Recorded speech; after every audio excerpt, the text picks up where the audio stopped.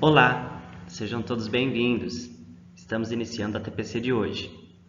Eu sou o Ayrton, sou PCNP de Programas e Projetos da pasta e vou estar ministrando essa TPC para vocês.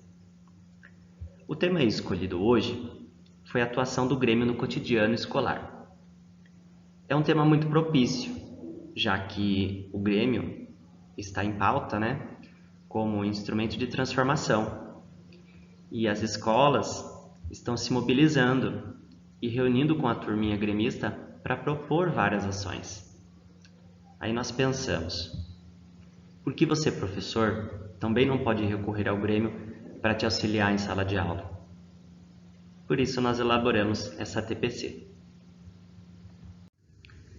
Para início de conversa, eu coloquei uma imagem de uma mulher segurando uma criança, que aparenta estar dando seus primeiros passos. Essa imagem, ela retrata o momento atual em que vivemos. O retorno às atividades presenciais, pós-pandemia, nos colocou na condição de crianças, em fase de descoberta. A maior parte dos alunos apresentam defasagens sérias, que precisam ser sanadas. Porém, como fazer isso, frente à realidade conturbada que vivemos, Penso que podemos nos apoiar nos demais órgãos colegiados. E para isso vamos falar do Grêmio. Vamos ver a partir de quando que o Grêmio surgiu. Vamos entender o que é o Grêmio e qual o seu papel na escola. Vamos relembrar e discutir sobre os desafios do retorno às atividades presenciais e as leis da educação estadual e nacional. Também vou propor ideias de como você, professor, possa estar executando uma ação de maneira mais assertiva. E para isso, o Grêmio pode contribuir, potencializando as aprendizagens dos estudantes das diferentes disciplinas, auxiliando você, professor, dentro de sala de aula. Como tudo começou? Tudo começou com a Lei 7.398, de 4 de novembro de 1985. Esta, assinada pelo então presidente José Sarney, que assegurou a organização do Grêmio Estudantil para os ensinos de primeiro e segundo grau, assim como mencionou a aprovação de um estatuto, a escolha do dirigente e dos representantes do Grêmio.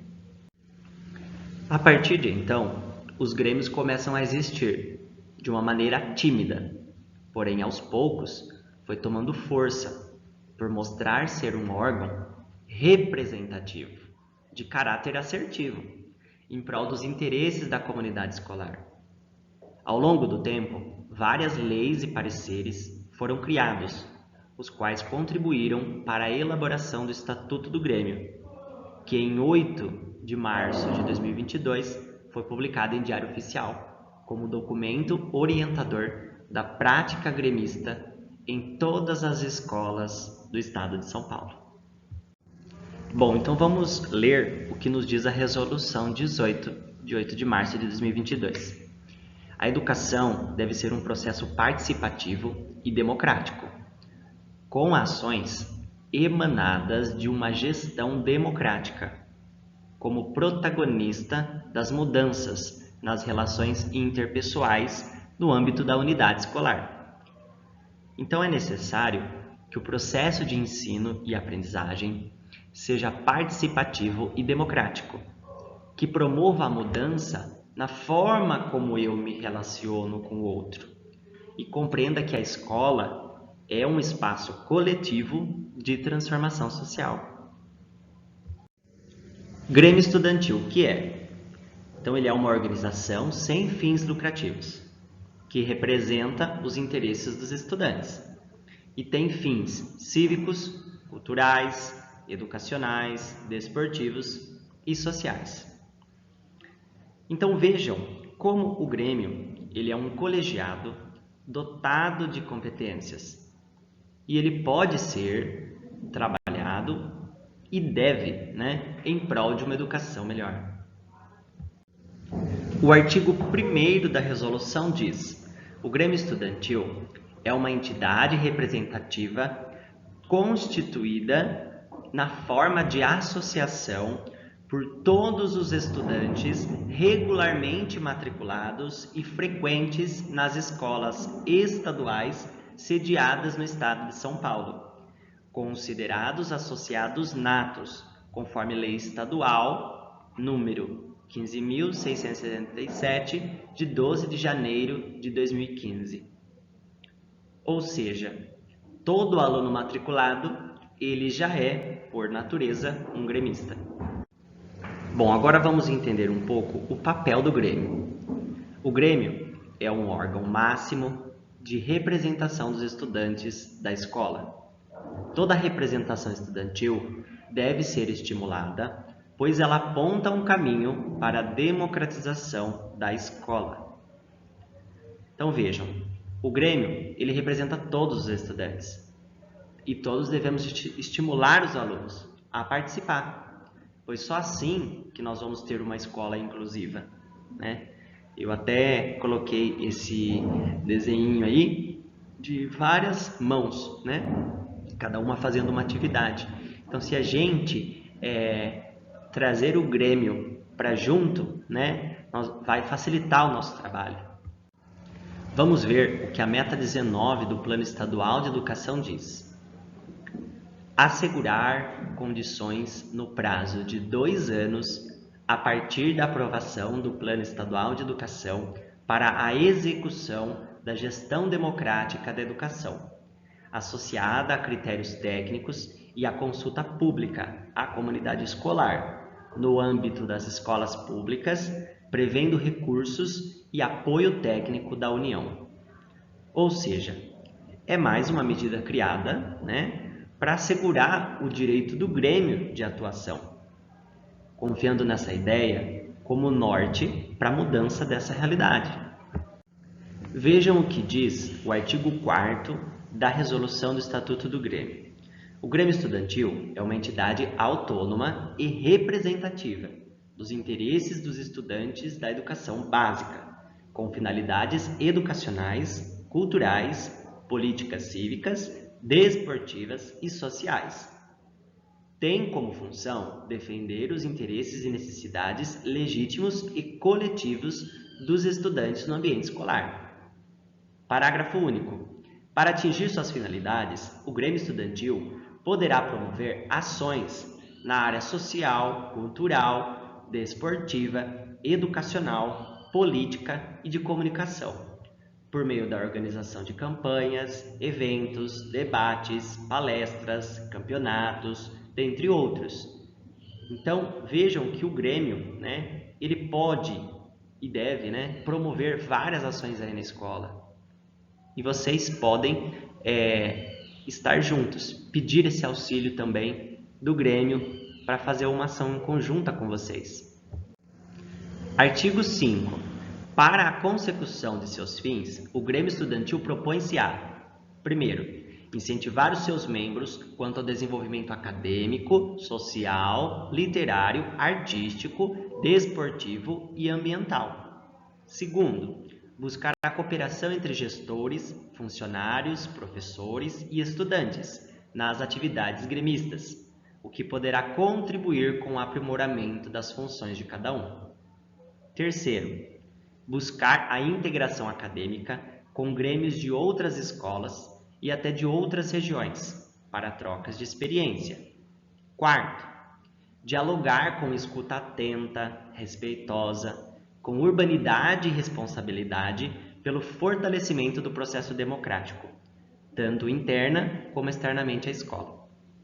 E quinto, promover o acolhimento aos novos membros, tanto com ações quanto criando espaços, ambientes para que se sinta pertencente à agremiação. Então vejam a quantidade, né, de ações que o Grêmio pode propor. No Estatuto do Grêmio também tem uma parte destinada aos representantes de classe, né, ao Conselho dos Representantes de Classe. No artigo 18, né, fazendo um recorte, no parágrafo 4º diz: assessorar a equipe de coordenação gremista na execução de seu plano de ações e projetos. Quinto, divulgar nas suas respectivas classes as propostas e atividades do Grêmio Estudantil. Então, os representantes de classe, eles também vão atuar junto com o Grêmio aí nos trabalhos. Bom, frente a tudo isso, né, a gente tem a questão do desafio da sala de aula, né? Nós estamos tendo muitas mudanças, né, de comportamento, né, e da própria estrutura escolar, né? Até 2025, o modelo de ensino médio, tal como é conhecido hoje, não existirá mais. E para isso, a gente precisa, né, se adaptar. Bom, e toda essa mudança, ela iniciou lá em 2015, né, com a elaboração da Base Nacional Comum Curricular, né? Em 2016, nós tivemos a criação do Plano Estadual de Educação, com a Lei 16.279, de 8 de julho, né? Em 2017, nós tivemos a homologação da BNCC. Em 2018, nós tivemos os referenciais para a elaboração do itinerário formativo, com a Portaria 1432, e o Plano Nacional de Educação, né? Com o decênio de 2014 a 2024, com a Lei 13.005. E esse plano, ele definiu, né, as 10 diretrizes que deveria guiar a educação dentro desse período e estabeleceu 20 metas para serem cumpridas. Bom, então aqui nós temos um esquema, né, mostrando as etapas do ensino médio, as transformações que vêm ocorrendo, né? Então nós temos a parte comum, que todos os estudantes realizam, né? Composta pelas 4 áreas do conhecimento, e a parte dos itinerários formativos, né? Onde o estudante ele escolhe o que vai cursar, né? Também temos um cronograma de implementação, onde mostra as etapas, né, de mudança e marca o ano de 2023 como a finalização do processo com a 3ª série do ensino médio. Um dos carros-chefes dessas mudanças foi a flexibilização das etapas da educação básica. Até então, a estrutura curricular do ensino médio previa 12 ou mais componentes curriculares. Agora, o currículo é organizado por áreas do conhecimento. Então, linguagem e suas tecnologias, matemática e suas tecnologias, ciência da natureza e suas tecnologias, e ciências humanas e sociais aplicadas, integradas pelas opções mais adequadas a cada escola ou sistema. Então, toda essa transformação, né, que o ensino médio vem sofrendo,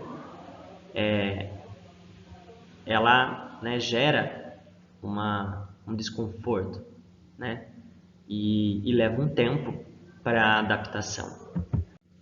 Entende-se por área na BNCC como identidade entre os componentes curriculares. Então, ter conceitos, procedimentos e princípios comuns, que uniria, por exemplo, história, geografia, sociologia e filosofia, na área de ciências humanas e sociais aplicadas. Os itinerários formativos compõem a parte flexível do currículo e, portanto, podem ser escolhidos pelos alunos. São um conjunto de componentes curriculares, projetos, oficinas, núcleos de estudo, entre outras situações de trabalho, que promovem o aprofundamento de uma ou mais áreas do conhecimento. A BNCC traz a definição dessas aprendizagens, evidenciando o compromisso com a formação integral, em especial com o conjunto das 10 competências gerais, que destacam aspectos das transformações profundas pelas quais passam as sociedades em geral e a brasileira em particular. As possibilidades disponibilizadas pelas tecnologias, as questões ambientais. Para estudantes do período diurno, até 20% da carga horária pode ser preenchida por conteúdo à distância. No período noturno, até 30%. E na educação de jovens e adultos, na EJA, até 80%. Essa porcentagem, no total, pode incidir sobre a formação geral básica e os itinerários formativos. É necessário compreender a construção do conhecimento de modo mais orgânico, a necessidade de respeito aos direitos humanos e a diversidade, entre outros. Bom, então vamos ver agora as 10 competências gerais da BNCC. Então, número 1, conhecimento. Valorizar e utilizar os conhecimentos historicamente construídos sobre o mundo físico, social, cultural, para entender e intervir na sociedade. 2. Pensamento científico, crítico e criativo. Exercitar a curiosidade intelectual, o pensamento crítico, científico e a criatividade, para investigar, elaborar, testar hipóteses, formular e resolver problemas e criar soluções. 3. Senso estético. Desenvolver o senso estético para reconhecer, valorizar e fluir as diversas manifestações artísticas e culturais, e particular dessas criações. 4. Comunicação. Utilizar as linguagens verbal, verbo-visual, corporal, multimodal, artística, matemática, científica, tecnológica e digital, para expressar-se, partilhar informações, experiências, ideias e sentimentos em diferentes contextos e produzir sentidos que levem ao entendimento mútuo. 5. Argumentação. Argumentar com base em fatos, dados e informações confiáveis para formular, negociar e defender ideias, pontos e decisões comuns que promovam os direitos e a consciência socioambiental, com posicionamento ético no cuidado consigo e com os outros. 6. Cultura digital. Utilizar tecnologias digitais de comunicação e informação de forma crítica, significativa, reflexiva e ética, para comunicar-se, acessar e disseminar informações, produzir conhecimento e resolver problemas. 7. Autogestão. Entender o mundo do trabalho e planejar seu projeto de vida pessoal, profissional e social, para fazer escolhas em relação ao futuro com liberdade, autonomia, consciência crítica e responsabilidade. 8. Autoconhecimento e autocuidado. Conhecer-se, apreciar-se, reconhecer suas emoções e as dos outros. Ter autocrítica para cuidar da saúde física, emocional, lidar com suas emoções e com a pressão do grupo. 9. Empatia e cooperação. Exercitar a empatia, o diálogo, a resolução de conflitos e a cooperação para fazer-se respeitar e promover o respeito ao outro, acolher e valorizar a diversidade, sem preconceito, reconhecer-se como parte de uma coletividade com a qual deve se comprometer. E 10. Autonomia. Agir pessoal e coletivamente com autonomia, responsabilidade, flexibilidade, resiliência e determinação para tomar decisões segundo princípios éticos, democráticos, inclusivos, sustentáveis e solidários. Então veja, essas 10 competências gerais, né, elas surgem, né, para que a gente consiga atingir aí a totalidade, né, do ser humano. E é muito importante a gente conhecer, né, para agir no nosso dia a dia. Falando no novo ensino médio, né, um dos objetivos é o compromisso com o protagonismo dos estudantes, conferindo-lhe o direito de participar de sua formação, fazendo escolhas no âmbito do currículo, das opções metodológicas e da gestão escolar. Então, eles acreditam que dessa forma, né, o aluno vai se transformar. Atitudes e valores para resolver demandas complexas da vida cotidiana. Então, sempre ele está atrelando a vida cotidiana, né? Buscar o pleno exercício da cidadania e do mundo do trabalho, mudança de cunho pedagógico, a articulação entre teoria e prática, conhecimentos, conceitos e procedimentos, habilidades, práticas cognitivas e socioemocionais. Então, tem muito a questão aí da prática, né? Da ligação com a vida cotidiana, com o mundo do trabalho.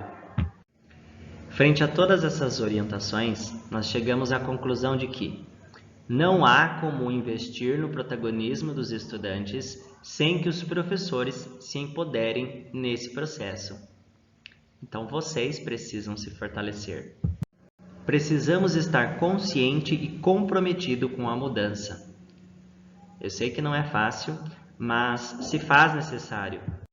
Precisamos aprender e ensinar de maneira colaborativa. A partir disso, eu escolhi um vídeo para estar indicando para vocês, né? É um vídeo onde mostra a escola Elisa Raquel Macedo de Souza, de Guaianazes, São Paulo, né? Relatando como que foi a experiência e os desafios encontrados aí nesse retorno das aulas, a aplicação da avaliação diagnóstica, né? Buscando aí priorizar as habilidades e as competências essenciais que os alunos precisam atingir. Bom, então eu vou contar um pouco o que o vídeo mostra, né? Então o vídeo ele retrata aí o retorno, né, das aulas da rede pública, né, de forma presencial. São mais de 3 milhões de alunos, né, que retornaram aí.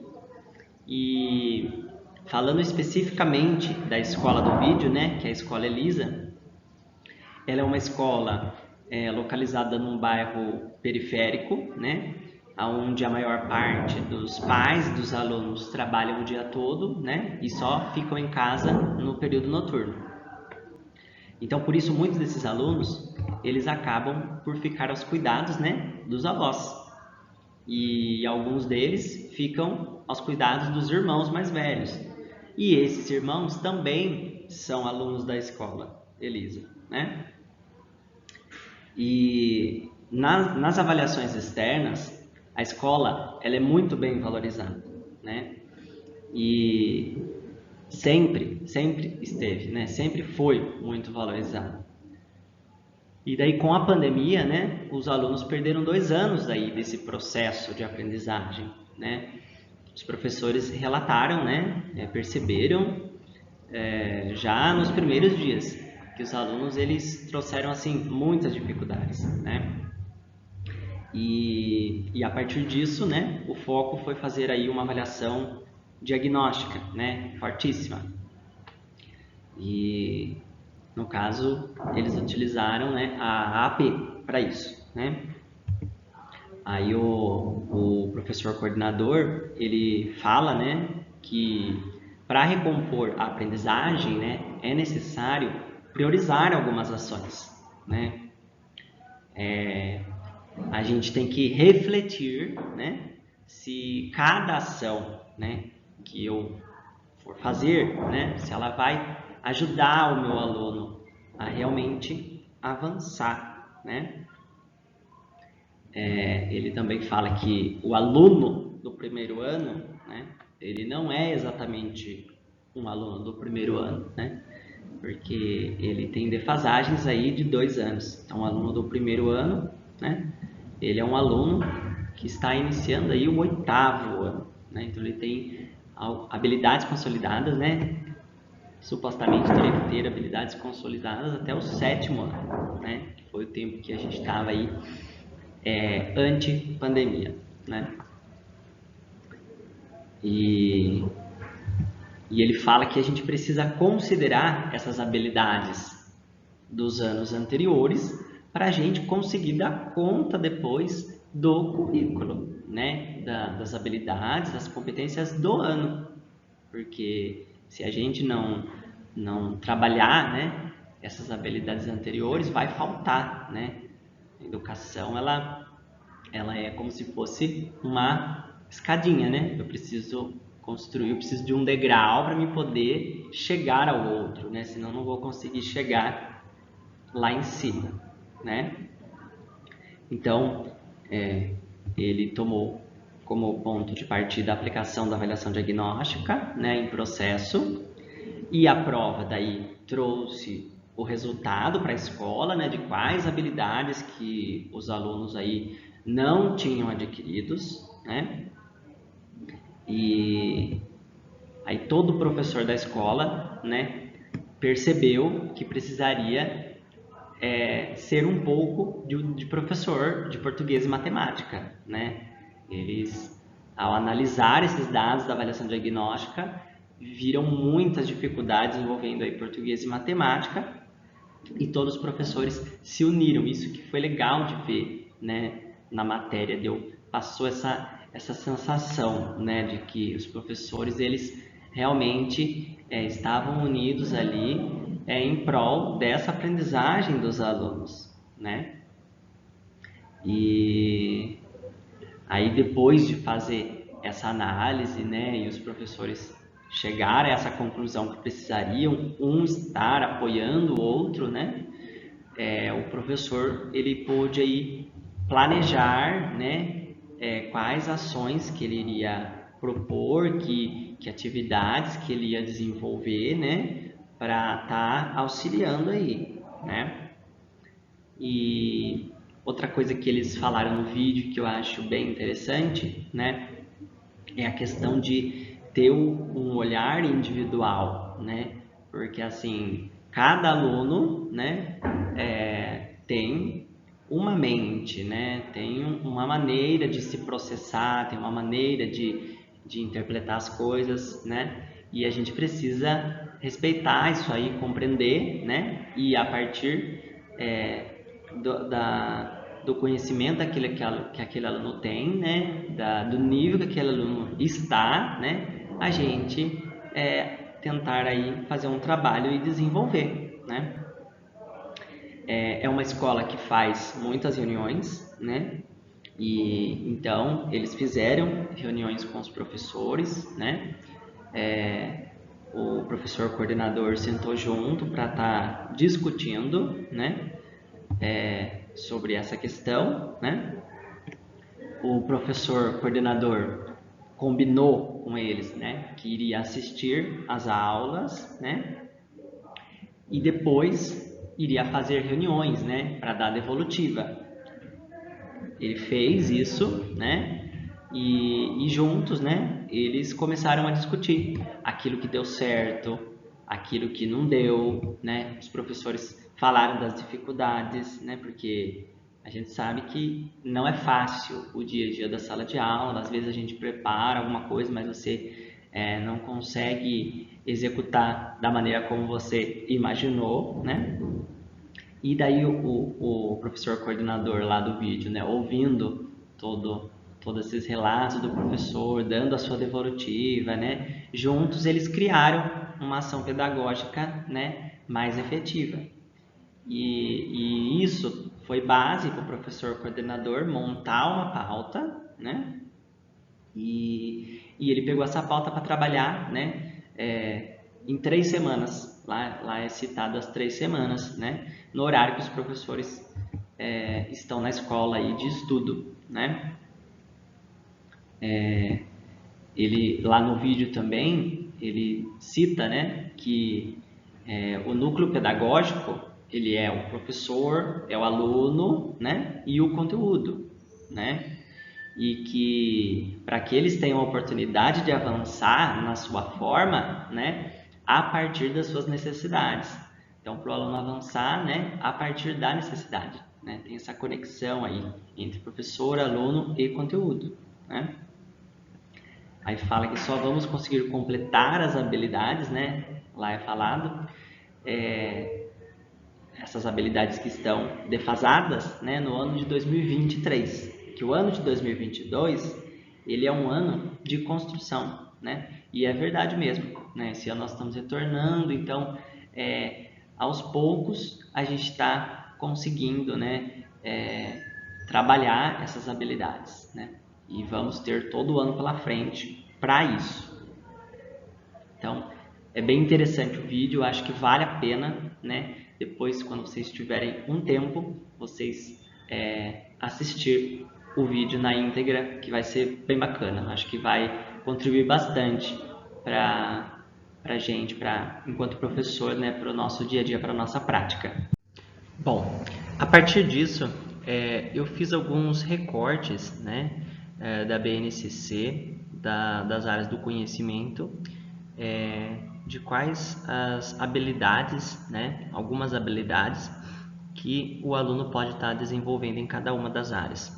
Então, na área de linguagem e suas tecnologias, né, tá explorando a criatividade, né, dos alunos com os diferentes tipos de mídias, né, a crítica aos diferentes usos da linguagem, em matemática e suas tecnologias, formular e resolver problemas, descrever dados, selecionar modelos matemáticos e desenvolver o pensamento computacional. Em ciências da natureza e suas tecnologias, construir e utilizar conhecimentos específicos da área para argumentar, propor, solucionar, enfrentar desafios locais e ou globais relativos à condição de vida e ao ambiente.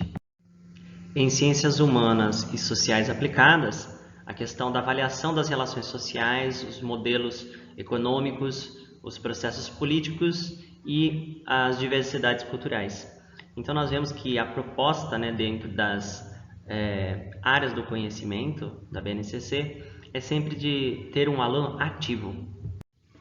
Bom, e o trabalho que a gente vai realizar, né, a gente tem como parâmetro aí o projeto político-pedagógico, que todo ano ele é revisitado aí pelas escolas, né, e é nele que a gente faz aí a programação das atividades que nós vamos estar realizando ao longo do ano.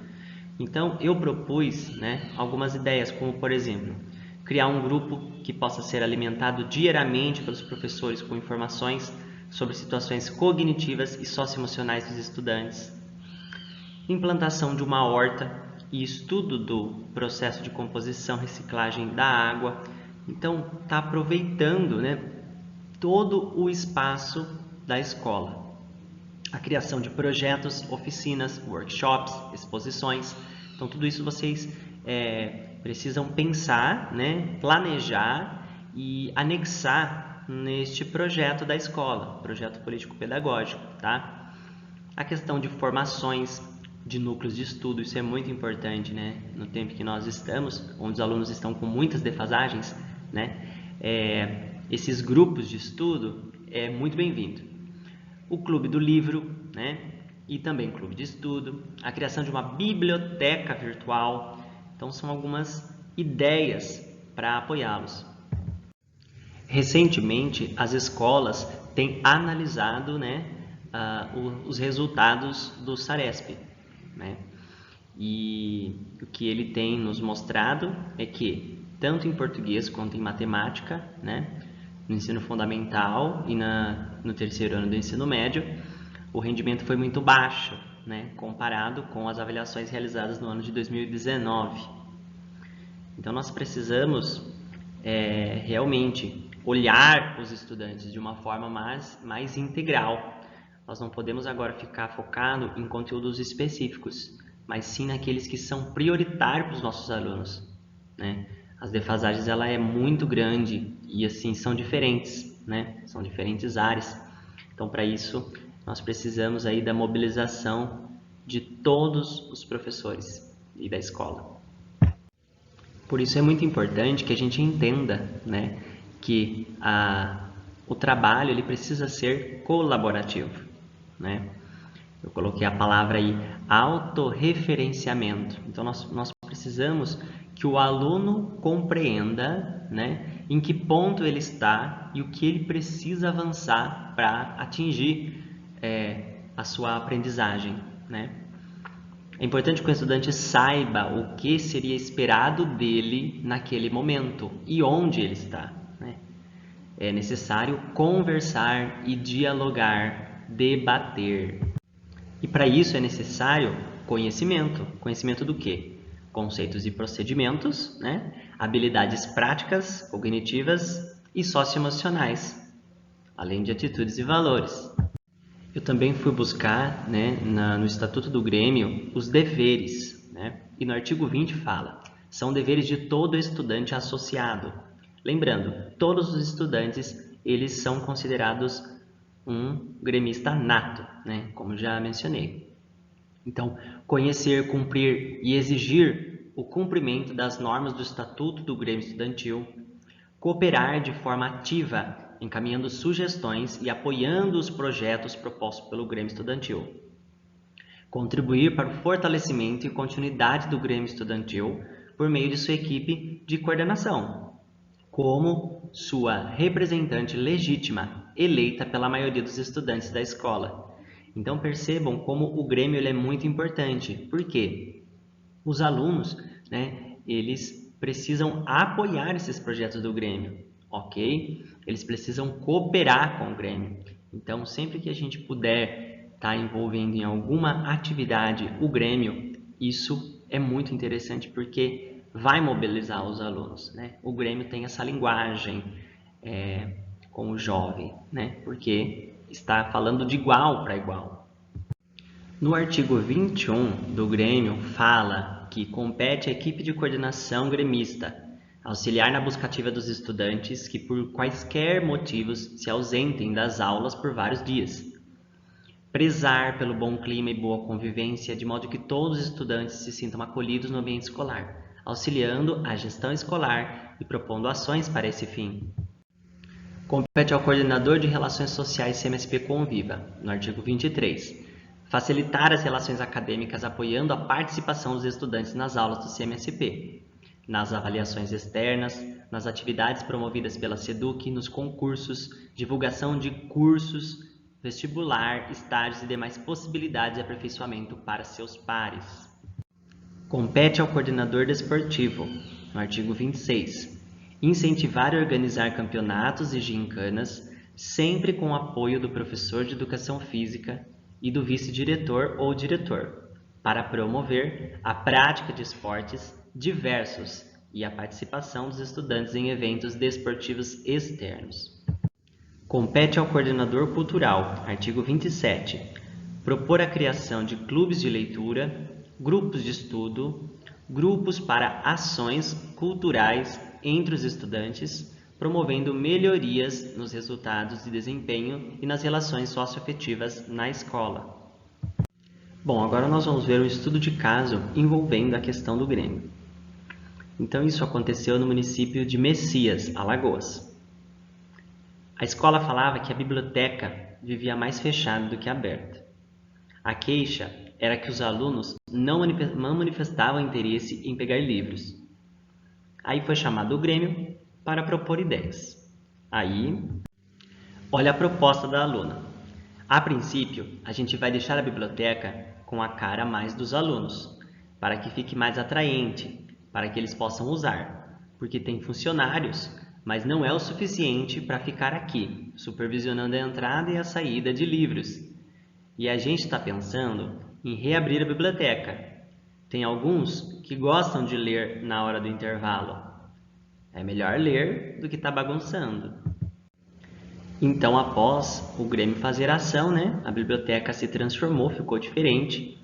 Essas imagens que eu estou usando são imagens ilustrativas, então não é como realmente era e como ficou a biblioteca, né? Mas só para a gente entender nessa situação, né, como o Grêmio ele pode e ele faz a diferença na escola, né? Então a gente precisa usar e abusar, né, do Grêmio para o favor, né, a favor da escola. Projeto idealizado. Então, o projeto descrito ele caracteriza-se como relevante para o exercício da participação dos estudantes na organização política da escola, uma vez que os integrantes do Grêmio Estudantil elaboram o projeto mediante as necessidades percebidas por eles na instituição e em conversa com os demais estudantes. Reabrir a biblioteca da escola possibilita aos estudantes terem acesso a esse meio de informação, entendido como um mecanismo necessário para o desenvolvimento da aprendizagem. Então, é uma ação altamente positiva, né? É algo que vai colaborar muito para a aprendizagem. Então, nós precisamos buscar, né, e propor ideias para o Grêmio, ajudar eles a pensar. O que os professores podem propor aos alunos? Vocês podem propor liderança, criar combinados, né? Montar grupos de discussão sobre o tema da aula, organizar atividades e eventos envolvendo os representantes de classe, semanalmente fazer reuniões de planejamento entre o grupo gestor, professores, equipe gremista, representantes de classe e, com base no diagnóstico das atividades, planejar, dentro dos componentes, os objetos de conhecimento, as habilidades, as competências mais necessárias. Fazer concursos literários, oficinas de educação financeira. No final de cada bimestre, vocês podem propor certificados para os alunos de destaque, elaborar feira de ciências, criar grupos de alunos tutores para auxiliar os alunos com maior dificuldade em determinadas disciplinas.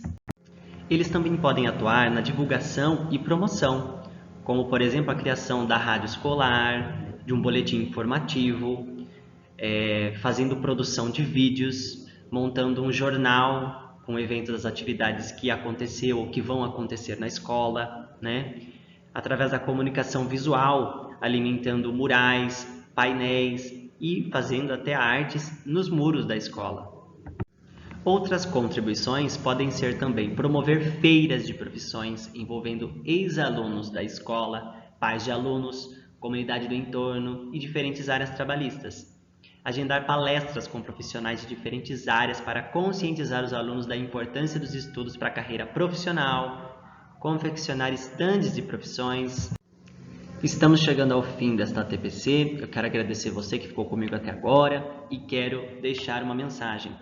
Vamos acreditar no Grêmio, vamos ajudar e vamos apoiar a construção do Grêmio na nossa escola, que com certeza fará diferença na nossa realidade. Grande abraço e até a próxima!